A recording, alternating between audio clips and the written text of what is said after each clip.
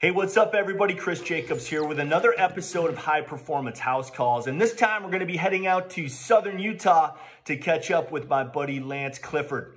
Now, Lance Clifford is the founder of Pirate4x4.com. He's a huge off-roading guy. He's got multiple class wins in the Baja 1000. He's got a bunch of cool projects in his garage. Let's dial him up and check it out. Hey Chris, what's up, dude? What's happening, Lance? Good to see you, man. Yeah, it's good to see you too. What's going down? How's everything out there in southern Utah? Dude, it's going pretty good. You know, it's the town's pretty much shut down, so we're kind of stuck here at the Cliff House, but all's well, man. Well, good thing you got a bunch of toys to keep you occupied. Yeah. I've got my brother-in-law here, Casey, and we're wrenching on the old 55 Willys wagon here, and nice. She's running a little rough, so we're just giving her a little love, working on the carburetor and trying to get it dialed in. Well, give me a quick view of that. Let me see what you're working on. Yeah, so check this bad boy out. We've got very stock looking, right off the farm, man. Very cool. Fire wagon, and he rescued it.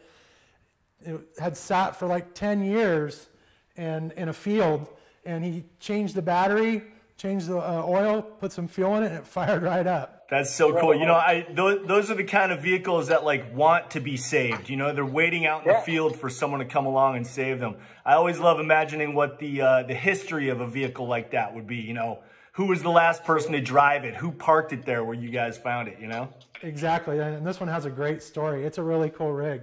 He hasn't done a whole lot to the exterior because I think it has tons of character, you know, with the rust and just how perfect it is with the vintage tires and the jerry can out here. You know, we've got some cool surprises for you with that. We'll show you in a minute. It's all about function with those trucks. Yes, it really is. It's Now, do you say Willys or do you say Willis? Willys. So what have you guys been up to during the lockdown? I mean, we're going on week 3 of the quarantine due to the COVID-19 virus, and everyone's been having to be home. How have you guys been doing? How have you been occupying your time? We're in deep now on this thing, and it's been a little slower progress here in Utah because our state's a lot more rural than, you know, say California or New York, and there's only 3 million people in our entire state. You're out there in Hurricane, is that right? Yes, sir. Yep, and you said it right. I'm impressed. I'm proud. I've actually been to Hurricane, so I know how to say it. Do you know the story behind it? No, please tell us. So when I moved here from California 7 years ago, and I was like, why do they call it Hurricane? That's stupid. I'm not doing it. I'm calling it Hurricane. And my wife was like, yeah, that's stupid. So we called it Hurricane, and we were here for about a month. And we were watching TV, and we were watching Top Gear. The guys who settled this valley, the Hurricane Valley, were English. And they came over the hillside, and a gust of wind blew his hat off. And he's like, wow, wind was like a hurricane. So when we heard the English guy say hurricane, we knew, okay, it's legit. We'll start calling it Hurricane. That's great. That's cool. It's such a local lore. That's amazing. I didn't know that story, so I'm glad that I do now. Yeah, so off-roading is pretty much one of your main leisure activities, right? Yeah, you know, it not only is it my main leisure activity, it's been my professional activity for pretty much my whole adult life. By about 1999, it became my full-time job, and it exploded into Pirate4x4.com and became the world's largest off-roading website. And we had forums with you know, sections for all different makes of off-road vehicles, and it kind of got a notorious name because any newbies that would come in and say, how big of tires can I fit on my stock Jeep, people would make fun of them and give them the boot, and so it was really for the hardcore off-road crowd, and so it really got a good name for itself over the years, and so I traveled the world, you know, Australia, Japan, every square inch of the United States, Mexico, Canada, off-roading, and it was an amazing run. And a few years ago, I sold it. But you're still an off-roader, and I think I see the outline of a JK behind you. Can we take a look at that? Yeah, man. We've got this. This is Wesley, and I bought it brand new in 2012. and it was bone stock, and I bought it in San Diego and drove it home and took it straight to the shop, and we tore it down and put Dynatrack axles under it. It's got a Pro Rock 80 in the rear and a Pro Rock 60 in the front, and but it works amazing. It'll pretty much do anything. You know, I'm not going to say it's going to do the stuff that all the crazy buggy guys will do, but it'll get me into some trouble. And luckily, I have a body guy on retainer, so when I do screw it up, I get it fixed because I like it to look good. My brother-in-law, Jason Shearer, that name might sound familiar. He's the current, well, no, he didn't win King of the Hammers this year. He won it last year and the year before. And he's making his own bumper line now, which is really cool. And he named it after his racing team, Rage Forth. So this bumper is brand new. I was gonna ask you about that winch you have on there too. Talk about the front bumper and the winch setup you have. Yeah, so this Rage Forth bumper is brand new. He just came out with the JK version.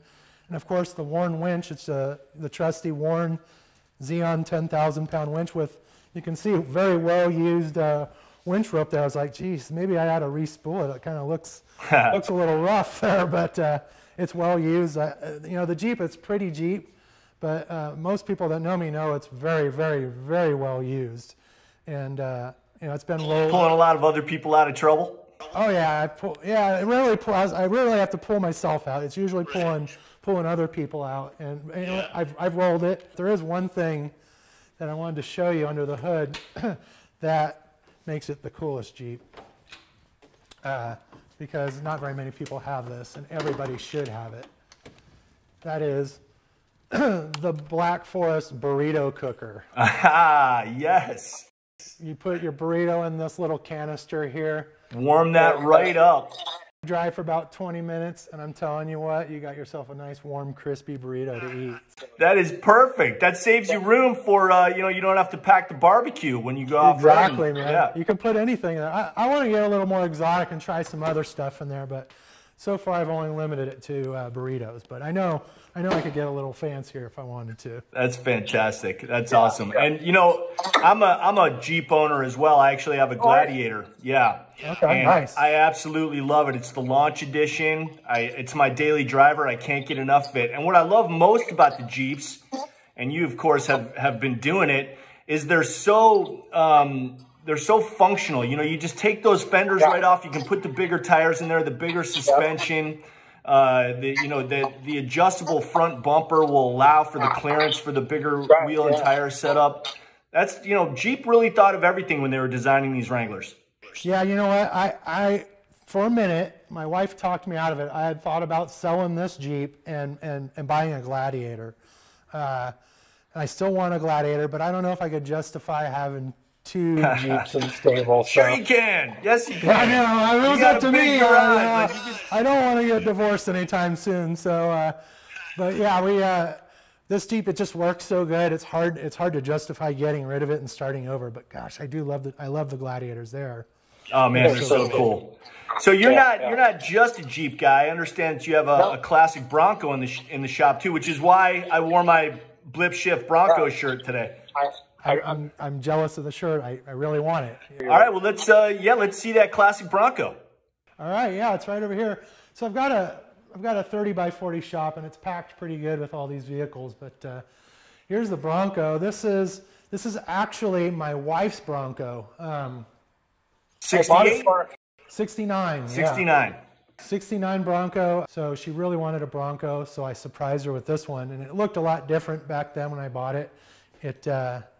We've fixed it up and done quite a bit of work to it over the years. Yeah, it looks like you hopped up the suspension a bit. Yeah, we didn't, you know, it came with this nice lift kit on it, so we didn't really do much to the suspension, but we tore everything down and rebuilt everything. We put in new Yukon gear, axles, chromoly axles, and we put new Method wheels and, of course, B.F. Goodrich KO2s on it, and rebuilt the differentials with Yukon ring and pinions and Grizzly lockers. So it's got actually has lockers and chromoly axles in it. It's not just a pretty parade vehicle. Actually can four-wheel. But honestly, We don't really four-wheel it a whole lot because we don't want to screw it up. That's what the Jeep is for. It's a beautiful truck. Yeah. Now, what's the drivetrain? 31 spline axles, chromoly axles, and the Ford 9-inch with a Grizzly locker in the rear. And then the drive lines are all rebuilt. It's got a Flowmaster exhaust. It's got a original 302 V8 in it. Nice. Rebuilt. And then we put a Holley fuel injection on it, so it runs perfect. Wow. Yeah, that's fantastic. Yeah. So 302, a fuel injected 302. Yes, that's great. On the interior, we kept a minimalist approach. I didn't want to go like super fancy because I kind of wanted the vehicle to stay a little period correct, you know. So looks like it's got a nice sound system in there too. Yeah, it's got a nice Kenwood sound system, and you know, it's still a work in progress. We've got, I've still got to do the weather stripping on the doors. And my brother-in-law, Casey, is a Bronco nut, and he informed me that I'm an idiot because I have these chrome, the chrome trim for a Sport, because this hardtop didn't come with this Bronco. So since I don't have the chrome trim on the whole thing, I need to get rid of this. Yeah. You know, I don't know everything about Broncos, so I guess I need to change that. But yeah, it's been a really fun project and a really expensive project. But all the fun ones are, right? Yeah, I could hop in this thing and drive it anywhere right now. It's an amazing Bronco. It's crazy how much they've gone up in value even since we bought this one. I feel like they've doubled in value. So yeah, this is my retirement plan. I don't know. So Lance, I understand that you're not the only off-roader in your family. Both your kids are BMXers, right? Yeah. I've got an 11-year-old son and an 8-year-old daughter. My son started when he was 5, and my daughter started when she was 3. And they're terrors, and that occupies a lot of our time. And that's the one thing that's really awkward right now with the coronavirus thing is I almost don't know what to do with myself because we're traveling. We travel really the world for BMX. We were in Belgium in last July, and the year before we went to Azerbaijan. Do you know where that is? Oh yeah, yep. You do. I'm impressed. Wow. Most people don't know where that's at. So it's on the northern border of Iran, and we went there for the World Championships, and my son came in 4th, so we got ranked 4th in the world. How cool is that? But yeah, that occupies so much of our time, and obviously right now BMX is completely shut down, and mountain bike racing is completely shut down. Are your kids around right now? Yeah, they are. Here's Connor right here. Come over here, buddy. This is Connor here. He's. What's up, buddy? Congratulations on your world ranking in BMX. That's so cool. Thank you. You gonna show us some of your stuff? We can. Let's do it. It is definitely in his blood. Yeah, that's his favorite. He loves driving, but biking is his second favorite. And I know you've got multiple class wins in the Baja 1000. Is that something that Connor aspires to one day, to drive the Baja? Yeah, oh yeah. Honestly, I aspire to race with my son in the Baja someday. I would love to do that. I don't care if it's in a side-by-side or a truck or what, but before I die, me and him are going to race together. That's cool. That's really great. All right, he's ready to... All right, let's see. Flip it around so I can check him out. All right.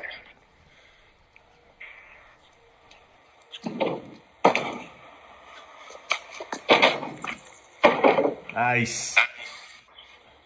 How about doing another one? I can... That was sketchy.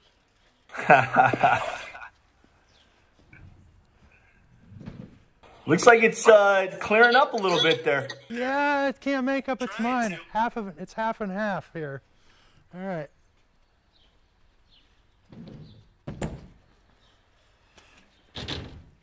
Nice. There's a little bit of air. Yeah, that was a little bit better there. Awesome. So is Connor, is that the company that Connor rides for? Yeah. So this is a Daylight Cycles. They're out of Southern California. And so this bike right here, it's not cheap. It's not like one of the bikes you buy at Walmart. It's a full race bike. It's about $4,000, and it's a really unique company. They customize every single bike that they build for the customer every single color, every single component is hand built and assembled for that. They even put the name of the rider on the bike. You can see it's got his name on there. That's great. What a cool looking bike. Hey Lance, I really appreciate you showing me around your shop, man, with that beautiful Willis truck you're working on, your Jeep, of course, and that amazing 69 Bronco, and definitely showing off Connor's skills on the BMX bike. Yeah, man, thanks for the call. It was great showing you around, and gave me something to do while we're just sitting here twiddling our thumbs waiting for things to dry out. All right, you got it. Stay safe, stay healthy. I'll talk to you soon. All right, man. Talk to you later. All right, later, brother. Bye. Bye.